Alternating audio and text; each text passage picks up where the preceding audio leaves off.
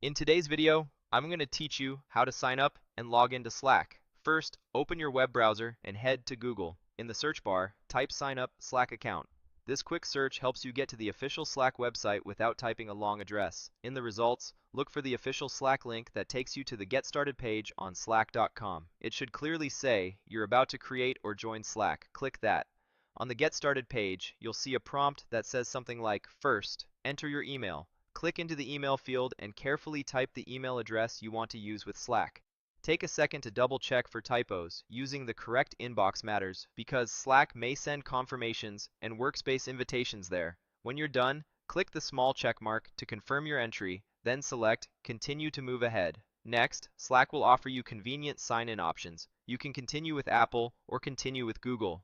These are single sign-on methods that connect Slack to an account you already trust, making login faster and more secure. Choose the option that matches the account you use most. In this walkthrough, we'll select Google, but the Apple option follows a similar flow. If you choose Google, a Google sign-in window will open. Pick the Google account you want to use for Slack. If you're already signed in with multiple accounts, make sure you select the one that matches the email you entered earlier. Then click Continue and approve any prompts so Slack can confirm your identity. If you don't see your account listed, use the option to sign in with another account and enter your credentials there. Back in Slack, you'll arrive at a Welcome Back page. This is where Slack lists any workspaces associated with your email. If you're joining a team that already uses Slack, click Sign In to an existing workspace, then choose Open an existing workspace. You should see one or more workspaces that match your email address. Select the workspace you want to access. If your organization uses more than one, pick the one you need right now. You can always switch later.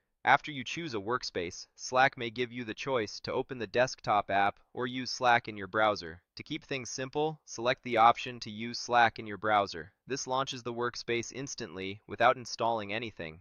If you prefer a dedicated app later, you can download Slack for your operating system from Slack's website. Once your workspace loads, you're all set. You can now start working in Slack. You'll land on the main client where channels appear on the left, messages and threads show in the center, and your profile and settings live near the top. From here, you can browse public channels, search for teammates, and start communicating. If you were invited to a specific channel, use the search bar to find it quickly. And if you're brand new to your team's Slack, consider updating your profile photo and display name so colleagues recognize you. A few quick tips as you wrap up. Always confirm you're on slack.com before entering information to keep your account secure. If you run into trouble signing in, try refreshing the page, switching browsers, or using a private window to clear cached sessions. And if you don't see your expected workspace, check your email for an invitation or ask your admin to confirm the address on file. That's it. You've successfully learned how to sign up and log into Slack, connect with your workspace, and start collaborating right away.